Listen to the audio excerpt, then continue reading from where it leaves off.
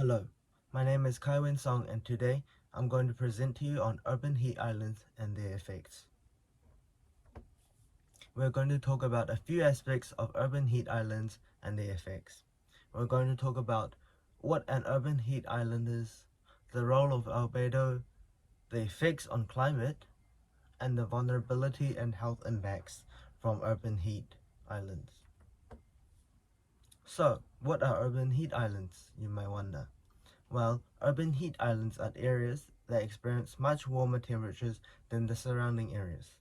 This occurs due to several reasons such as human activities, concentration of buildings, roads, and many other infrastructures that can absorb heat and also retain it.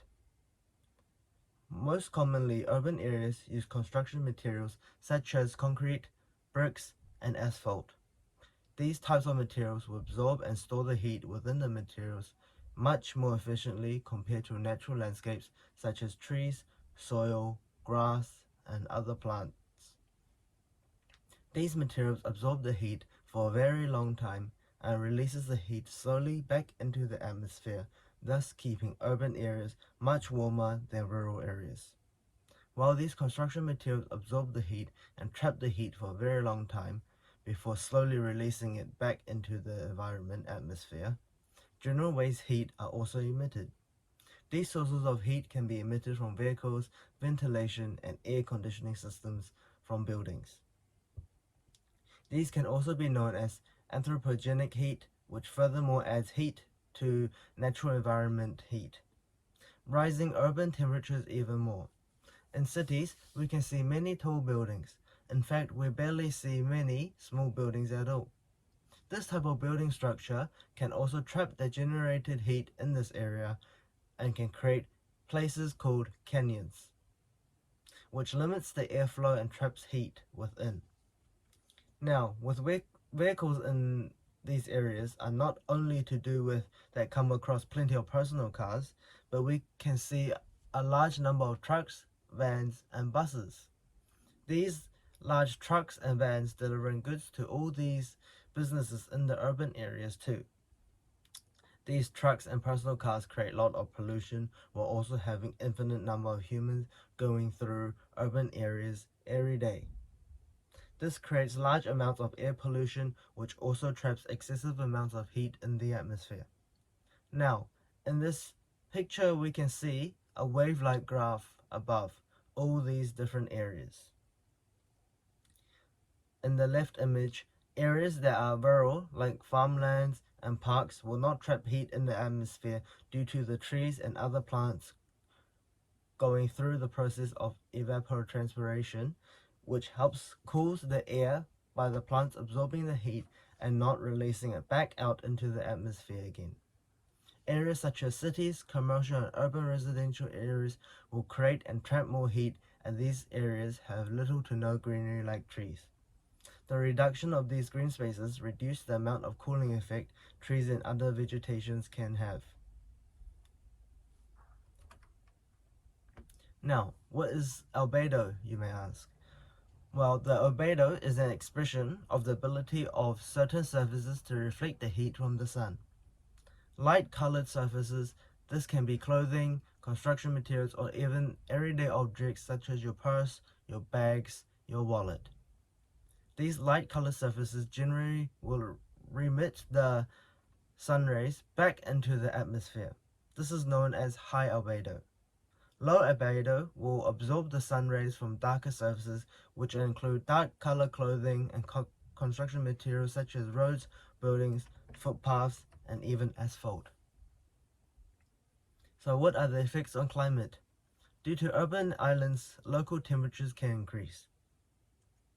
During daytime, when the sun is high above in the sky, urban areas may experience much more warmer or hotter temperatures which can be several degrees higher than the surrounding rural areas during the day.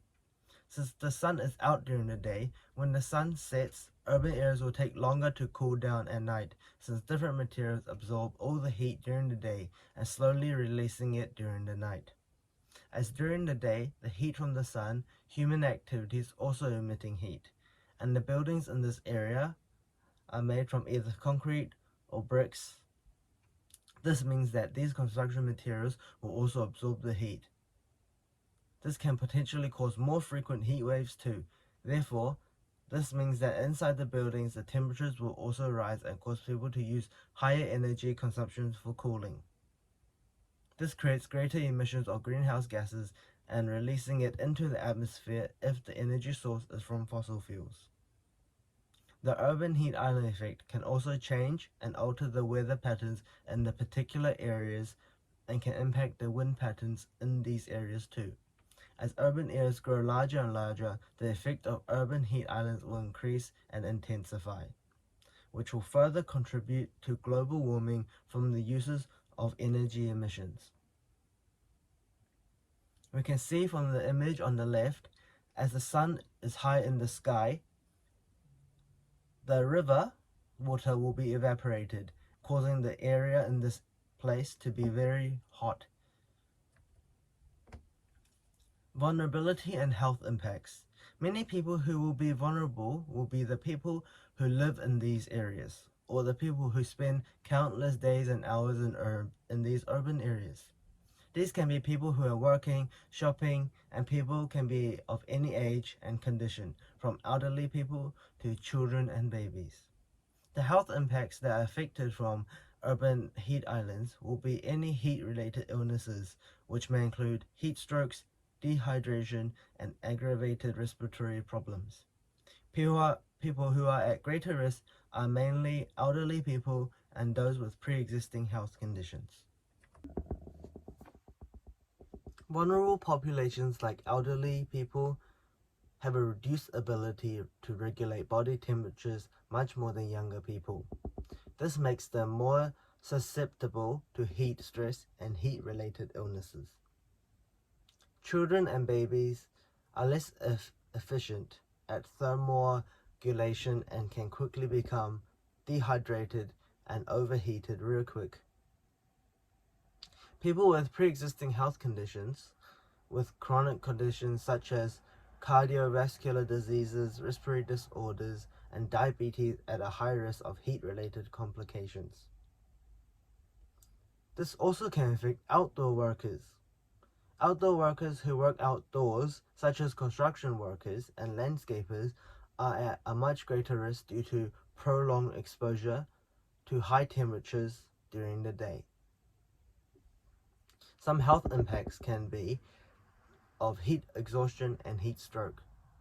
The prolonged exposure of this high temperature can lead to heat exhaustion and heat strokes. This can be a serious medical condition and require immediate attention. Symptoms include high body temperature, nausea, confusion, and even loss of consciousness. Thank you for listening to my presentation.